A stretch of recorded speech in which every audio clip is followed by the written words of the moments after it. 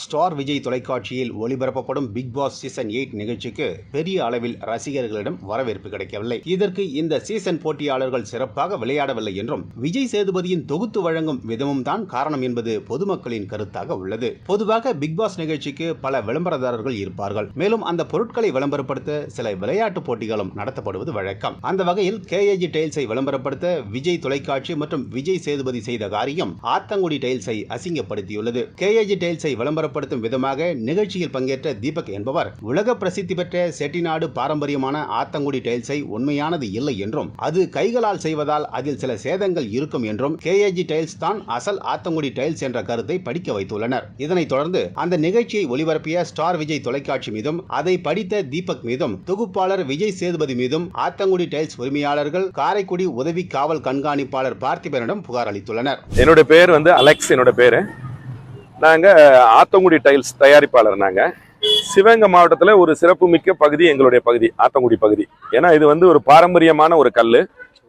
அங்கேருந்து அந்த உள்ள மண்ணில் இது செய்யக்கூடிய டைல்ஸ். இது ஆத்தங்குடி டைல்ஸுங்கிறது இது ரொம்ப பேரும் புகழும் இன்னைக்கு நல்லா வந்துருச்சு.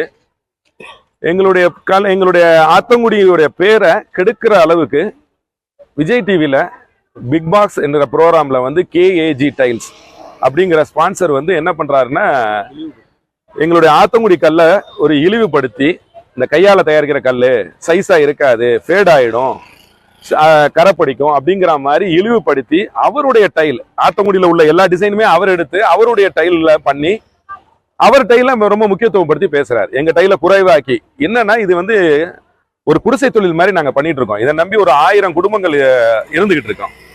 இதை எங்க டைல அவர் குறைவாக்கி அவர் டைல ரொம்ப உயர்வா பேசி விலையும் கம்மி பண்ணி மார்க்கெட்டிங் பண்றாரு. இதுல விஜய் டிவியோட நிர்வாகமும் அதை தொகுத்து வழங்குறவங்க எல்லாருமே அதுக்கு சப்போர்ட் பண்ணி பண்றாங்க. இதை வன்மையா கண்டிச்சு நாங்க துணை கண்காணிப்பாளரிடம் மனு கொடுத்துருக்கோம்.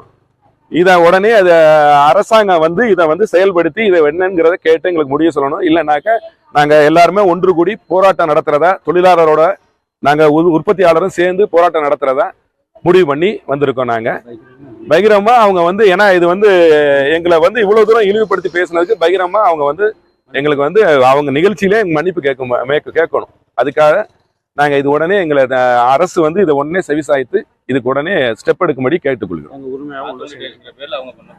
ஆமா, என் பேர் அலெக்ஸ். என்னோட பேர். வணக்கம், என் பேர் மைக்கேல் ராஜ். விஜய் டிவியில் வர்ற ஒரு ப்ரோக்ராம் பிக் பாஸ் நிகழ்ச்சியில் கேஏஜி டைல்ஸ் என்ற ஒரு கார்பரேட் நிறுவனம் எங்களுடைய டைல்ஸை பற்றி இழிவாக பேசியிருக்காங்க. அவங்க டைல்ஸ் உற்பத்தி பண்ணுறது தப்பு இல்லை, ஆத்தங்குடி டைல்ஸ்ன்னு அந்த நேமை சொல்லி அவங்க பண்ணக்கூடாது. அதுக்காண்டி நாங்கள் துணை கண்காணிப்பாளரிடம் எல்லா விவரமும் சொல்லியிருக்கிறோம். அதே போல் விலைவாசியும் அதில் கம்மின்னு சொல்லியிருக்காங்க. அது தவறு. விலைவாசி நாங்கள் அதே ரேட்டுக்கு தான் நாங்களும் கொடுக்குறோம். அதுவும் ஒரு தவறான செய்தி. அந்த இழிவா எங்களை ஆத்தங்குடிகளை பத்தி பேசுறதுக்கு பகிரங்கமா அவங்களை மன்னிப்பு கேட்கும்படி நாங்கள் தாழ்மையுடன் கேட்டுக்கொள்கிறோம். இது தமிழக அரசும் இதுக்கு உண்டான நடவடிக்கை எடுக்கும்படி கேட்டுக்கொள்கிறோம். நன்றி.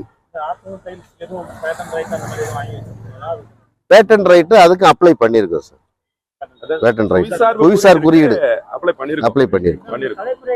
இது என்னன்னா, பேட்டன் ரைட் அப்படிங்கிற மாதிரி எங்கள்கிட்ட கிடையாது. ஆனா அந்த மண்ணை சார்ந்து பல தலைமுறையா ஒரு 100 வருடத்திற்கு மேலா தயாரிச்சுக்கிட்டு இருக்கோம். அப்படிப்பட்ட குடும்பத்தை சேர்ந்தவங்க தான் நான்லாம். எல்லாருமே நாங்க 3 பேருமே அந்த குடும்பத்தை சேர்ந்தவங்க தான். ஆனா இவ்வளவு காலமா பண்ணிட்டு இருந்தோம். நாங்க அந்த தனி சிறப்பே அந்த ஊரோட பேருடைய தனி சிறப்பு தான் அதோட டைலே. இன்னைக்கு அவங்க ஆத்தங்குடி டைல்ஸ் சொல்றது காரணமே அந்த டைல்ஸ்க்கு உண்டான தனி சிறப்பு தான் அது. அந்த சிறப்பை எங்களை மட்டும் தட்டி அவன் அந்த நேமை மிஸ்யூஸ் பண்றாங்க. எங்களை மட்டும் தட்டி அவங்க பேசுறது தவறான ஒரு செயல். அது கண்டிக்கத்தக்கது. அவங்க கார்பரேட் கம்பெனிங்கிறனால அவங்க அந்த மாதிரி செய்யறது தவறான ஒரு செயலா இருக்கு. அதாவது இந்த தொழிலை நம்பி கிட்டத்தட்ட ஒரு 1000 குடும்பத்தார் இருக்கிறாங்க. இன்னைக்கு பாத்தீங்கன்னா இன்னைக்கு பெரும்பகுதியா எல்லா தொழிலுமே இன்னைக்கு நடக்கல, எல்லாருமே நிப்பாட்டிட்டோம்.